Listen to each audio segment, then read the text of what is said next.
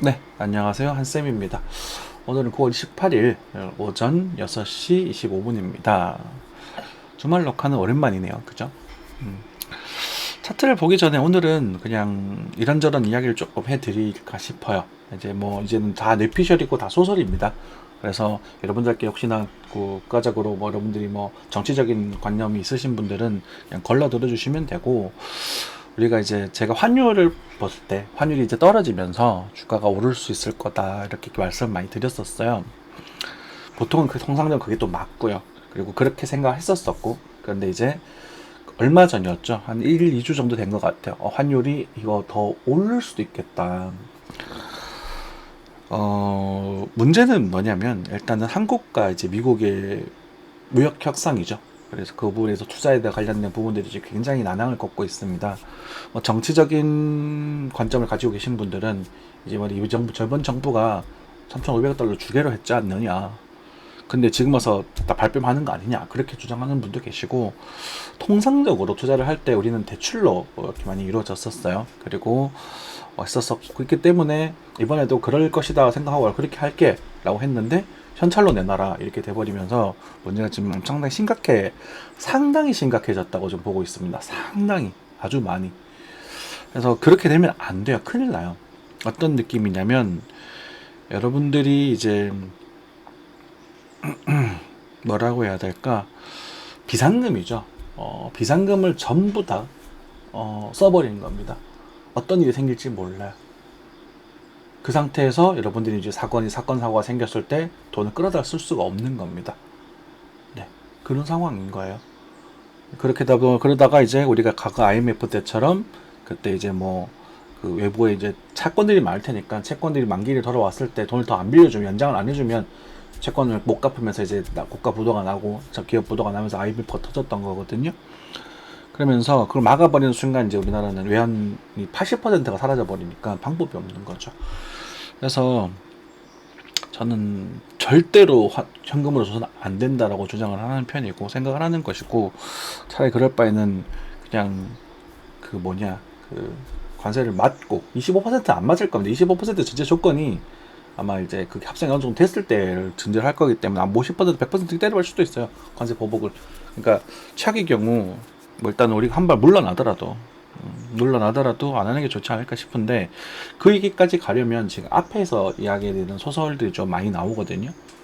한번 들어보시고 여러분들도 한번 생각을 해보시고, 그런 관점들 속에서 어떻게 투자를 해야 될지 한번 고려해 보십시오. 오래됐습니다. 저희들이 이제 시작했던 코로나 때부터 시작을 돼야 될 것 같아요. 코로나가 중국에서 일어났습니다. 그죠? 바이러스가 발발이 됐지만, 그때 제가 뭐라 그랬냐면, 이거 미국에서 의도적으로 퍼뜨렸을 가능성이 있다. 근데 그게 그렇다 이게 아니라 그렇게 한번 생각을 해보자 이렇게 말씀드렸던 것 같아요. 왜냐하면 당시에 미국에서 중국을 견제할 만한 강력한 수단이 필요했다라고 저는 생각을 하거든요. 강력한 수단이 필요했다. 그런 부분에 있어서 어쨌든 물리적인 전쟁을 치르지도 못하고, 일단은 돈으로서 할 때 경제적으로 우리가 좀 조절을 좀 해야 될 텐데, 그러기 위해서는 중국의 자본을 흔들어내야 될 필요가 있을 것이다 라고 저는 봤어요. 역사적으로 일본, 이제 90년대 초반이었죠. 일본의 도쿄의 땅이 미국 전체 전체 가치총보다 더 비쌌던 그런 시작도 있었었거든요. 그래서 잃어버린 30년 이긴 하잖아요. 그래서 코로나가 이런 전 세계적으로 퍼지게 되면서 이제 경기가 굉장히 안 좋아지게 되고, 그러면서 이제 제로 금리를 만들고 엄청나게 돈을 뿌리게 되면서, 달러를 엄청나게 찍어대면서 전 세계적으로 그 달러가 스며들어 버리게 만들어 버립니다.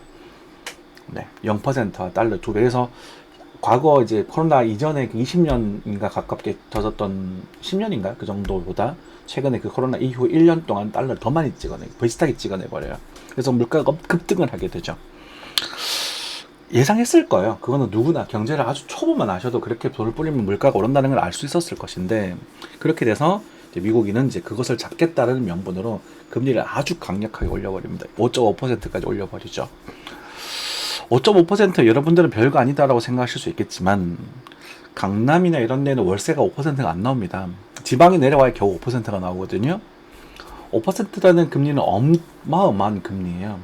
그 미국이라는 초강대고 특히나 경제 성장률이 거의 1-2%밖에 안 되는 그런 나라에서 그렇게 돼버리니 이제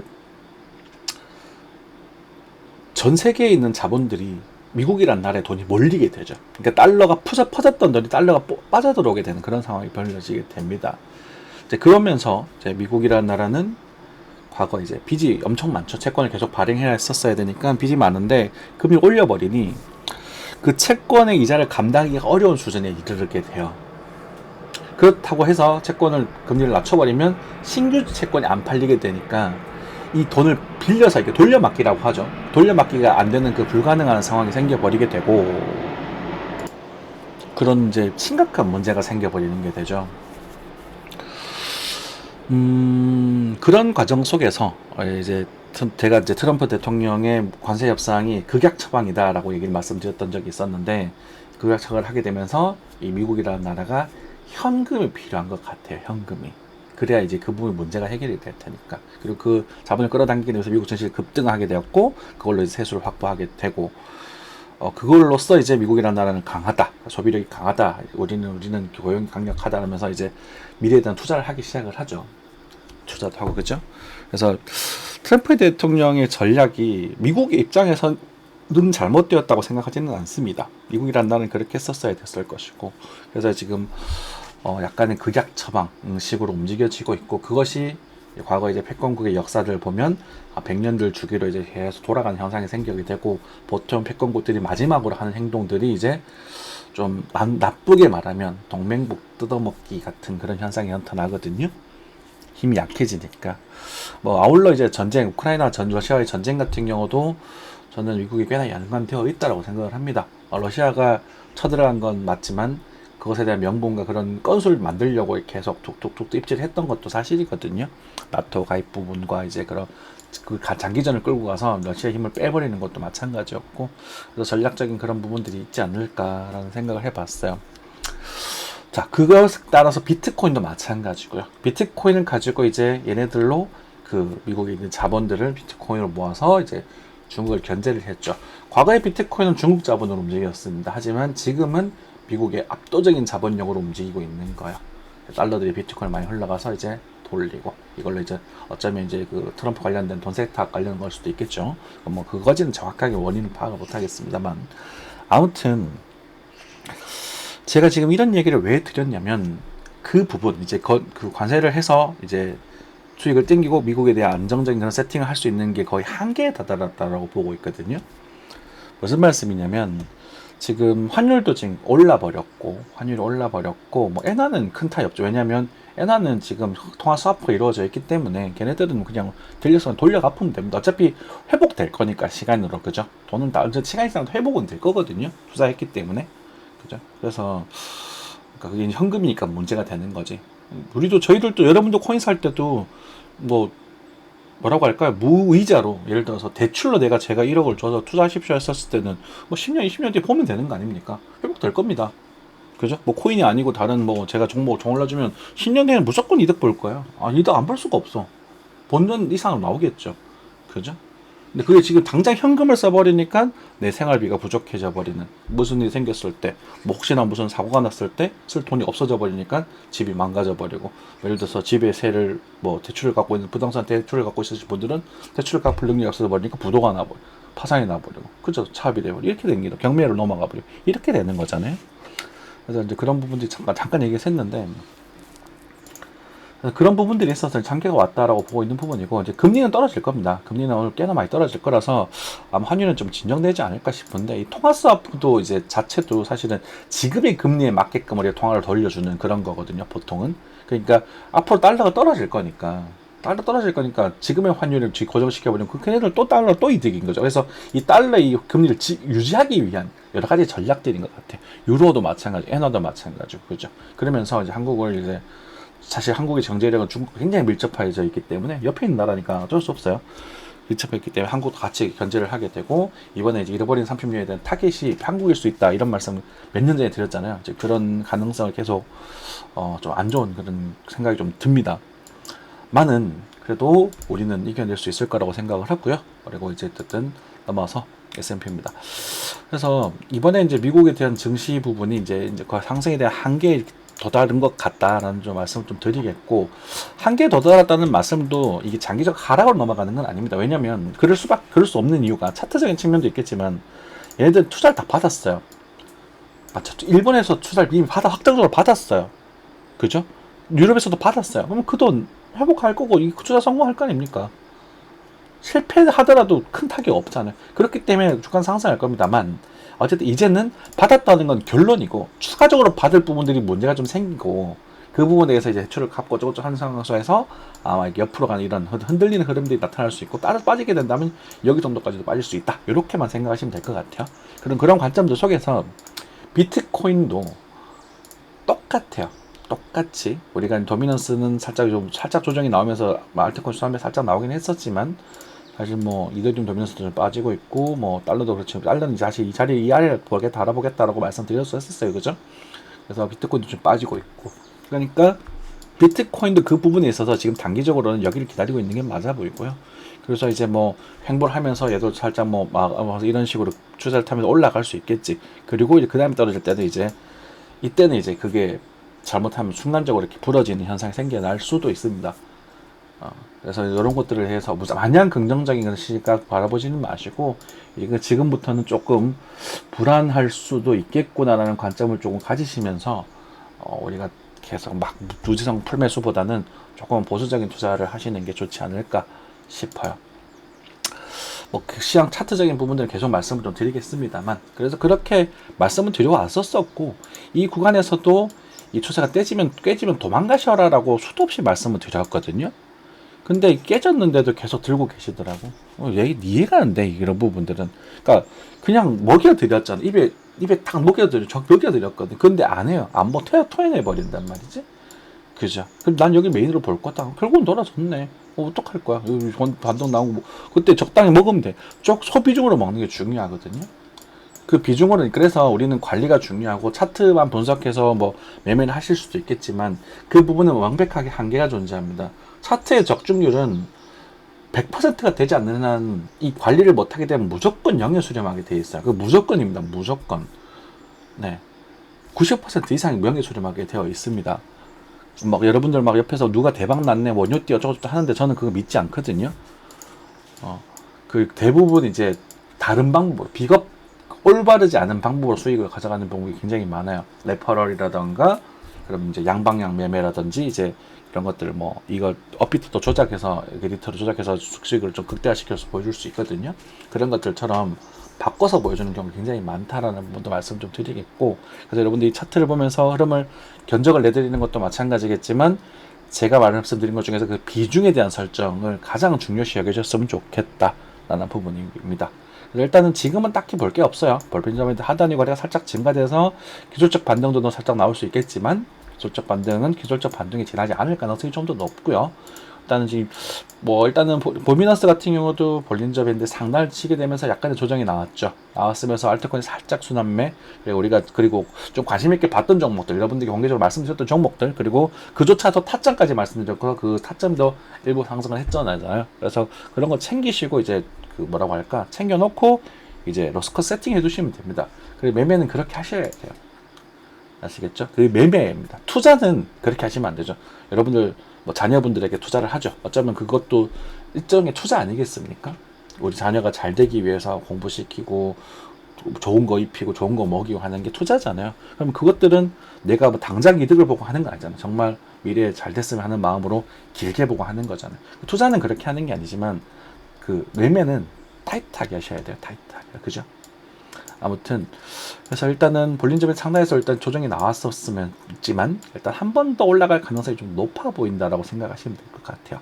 그래서 우리가 이제 메이저로 보는 부분이 요 구간 정도 되거든요. 물론 여기서 이렇게 했다가 떨어질 수도 있습니다.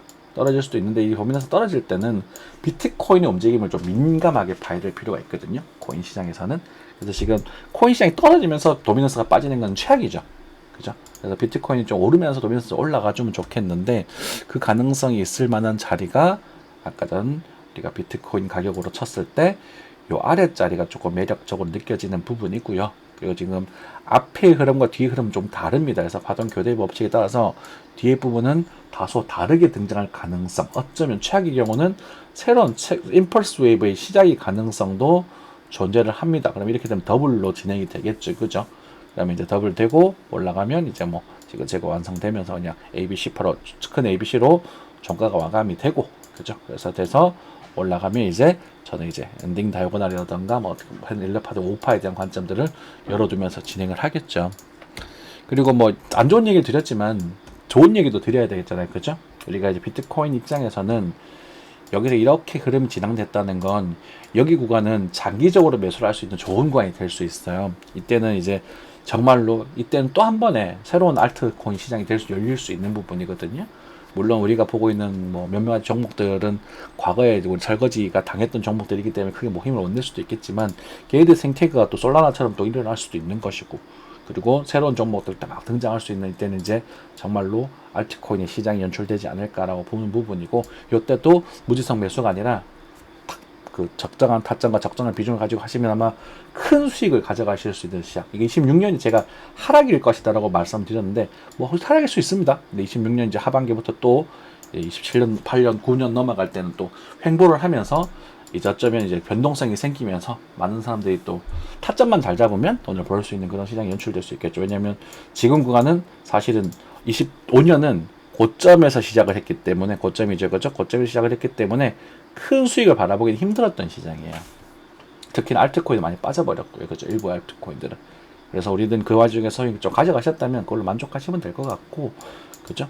요거에 대해서 뭐 크게 달라질 건 없잖아요, 그죠? 그래서 이제 볼린저 밴드를 때리면 과정을 좀 주고 추세가 깨지면 여기가 굉장히 메이저로 보시는 부분이고, 만약에 이번에 매매를 많이 놓치셨던 분들은 좀 느긋하게 조금 기다리시면서 안전한 자산들로 좀 분배를 해두시고, 특히나 제가 보기엔 엔화가 괜찮을 것 같거든요. 엔화가 제일 무난하고, 뭐 달러는 좀 변동성이 있을 것 같고요. 뭐 위랑 티는 아래 티는 모르겠고, 원화는 지금 그 무역 협상이 좀 난항으로 겪게 되면 원하는 힘은 좀 빠질 수도 있을 것 같아요. 그래서 지금 환율이 1,500원까지도 갈 수 있지 않을까 하는 거 좀 걱정이 좀 되는데, 그래서 엔화가 좀 가장 무난해 좀 보이고요.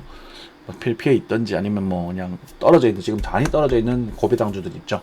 그런 것들에서 이자 받으면서 조금 눈치를 좀 보고 있다가 이 각도 왔을 때는 진짜 한번 적극적으로 한번 노려보실 수 있지 않을까, 이렇게 좀 견적을 좀 큰 장기적인 견적을 좀 내고 있겠습니다. 그래서 그 전까지는 짧게 보시는 게 좀 좋아 보여요. 뭐 떨어진다 이렇게 말씀은 못 드리겠고요. 여기서 좀 많이 흔들리는 현상이, 좀 힘이 약해졌고 흔들리는 현상이 나타날 수 있을 것이다. 그리고 추세가 지금 깨졌기 때문에 작은 추세죠. 우리가 이제 과거에 말씀드렸던 이 추세가 깨졌거든요.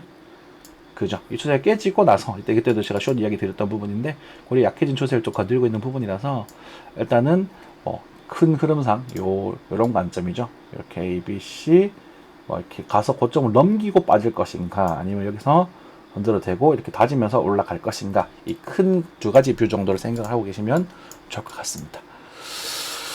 뭐 다른 알트코인에 대한 이야기는 뭐 지금 해주 하기는 의미는 없는 것 같아요. 그죠? 의미는 없는 것 같고, 그래서 보시면 뭐 간단하게 보시면 우리 드리프트라는 종목 여러분들이 추천드렸던 포인트 여기였거든요. 꽤나 긍정적. 그러니까 이 와중에도 우리 이런 것들을 골라낼 수는 있어요. 뭐 원몰도 그랬고, 제가 이제 세가 종목 중에 엠비터블 엑스조 3개거든요. 그죠? 차트가 좋으면 이렇게 움직일 가능성이 있어요. 높아요. 근데 이게 맞았다 틀렸다가 중요한 게 아니라요, 이거를 얼마의 비중으로 어떻게 할 거냐가 중요한 거거든요, 사실은. 근데 이제 뭐 이런 이제 파랗게 좀 조정이 나오고 있는 수장 속에서도 이런 정보를 골라서 먹여주는 게 너희들이 전문가들의 역할 아니냐라고 주장을 하실 수도 있겠지만, 사실은 초보자분들, 특히나 저도 마찬가지고 초보분들께서는 가장 베라체인도 제가 긍정적으로 봤던 종목 중에 하나인데, 그죠? 제일 중요한 거는 시장이 유리해졌을 때, 정말 유리해질 때 비중을 높이면 돼요. 그러니까 불리할 때 이게 몇 개 찾아내는 건 사실 큰 의미는 없어. 그렇잖아요. 고깃대가 왔을 때 거기 많이 잡으면 되지. 고깃대도 없는데 막 진짜 뭐 기술 기교 부려가지고 뭐 잡아봤자 크게 맛도 없단 말이죠. 그죠? 그러니까 생각하시면 되겠고, 어쨌든 그런 부분들도 관점들 뭐 눌림목 이렇게 사점을 노리면 또 무난하게 챙겨갈 수 있다. 언제까지 갈 건지는 여러분들이 몫이고요. 매수 타점을 잡았을 때 손해보지만 마십시오. 아시겠죠? 손해보지만 않게끔 적당히 덜어내시고, 뭐 적당히 홀딩해 보시고, 그러니까 작은 금액으로 하시면 돼요. 비중을 좀 줄여가지고 그러다가 뭐 오른 종목에서 크게 터질 수도 있잖아요, 그죠?